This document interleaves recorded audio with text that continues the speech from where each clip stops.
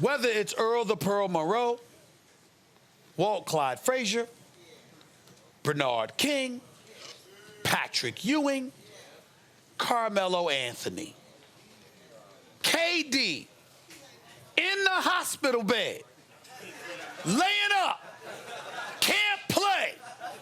The moment he could sit up there with that same picture, and y'all could show it again to the masses. The same picture. You don't even have to show highlights of Kevin Durant. Show him in the hospital bed yesterday. In the hospital bed. Show him there laying in the bed. As he is, looking completely incapacitated right there. He's worth more than anybody I mentioned. Right there. When you take into consideration, you can say whatever you want. You can say whatever you want. I understand. This is what I mean. Don't disrespect Ewing like that. Well, let me explain. And then I'll let you talk.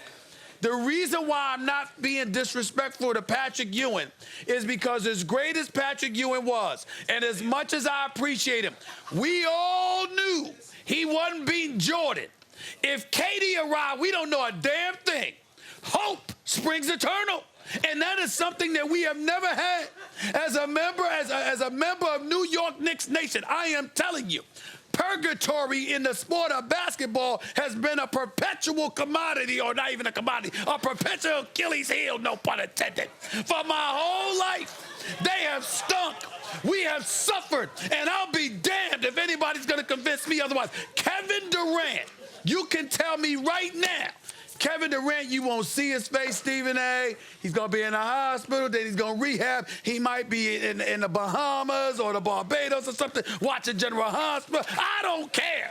Just tell me that come 2020, that brother going to be in New York for 3 years at least. I'm good. Here's the problem. I'm good. Here's the problem, especially because he's that great. Career 27-7-4, a career 49% shooter, 38% from three-point range, 88% for the free throw line.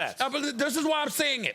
Because Kevin Durant, if this were Russell Westbrook or Derrick Rose or somebody whose success was predicated on athleticism, that would be different. Kevin Durant is a 6'11", 7'6" wingspan, long-range sniper. Okay, but here's and I'm good with that. I'm good with that. But KD still has to stop and start. He's not just a spot-up shooter. He just ruptured his Achilles because he's had to stop and start. Yes. So the idea that he doesn't rely on athleticism, it doesn't hold up because he could still hurt himself playing the way he plays. Here's the problem with what I'm saying. He can hurt himself driving. Especially for the Knicks, my answer would be no. Especially for the Knicks. Here's the history of that sorry franchise. Oh, Lord. When Patrick Ewing... We know these stats. No, you don't. When Patrick Ewing... When Patrick Ewing was on the downside nearing the end, instead of letting him just go, they traded him for cap problems, Glenn Rice and these guys who were past their prime. They traded Marcus Camby and Nene, and the rights to Nene, for Antonio McDyess, hoping his knee would get better. They traded Trevor Ariza for Steve Francis, thinking maybe Francis could still be what he once was. The desperate franchises, the perpetually bad franchises, continually operate as though they need to be desperate. We got to do something. They can't ever do it the right way. So throwing caution to the wind and committing yourself and digging yourself cap problems for a dude who's going to be 33 and may never be the same is a perfect New York Knicks move. Why do the Knicks have to operate like the Oakland A's in the old days? Remember, Billy Beane would say, we need players with warts because we don't have a lot of money. So we have to have players that other teams are like, there's something wrong with them, and we got to find what's right about them and use that. Why do the Knicks operate like that?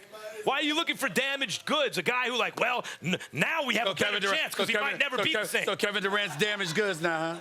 Obviously, he's damaged goods. Okay. Obviously. I remember that. I remember he's literally damaged.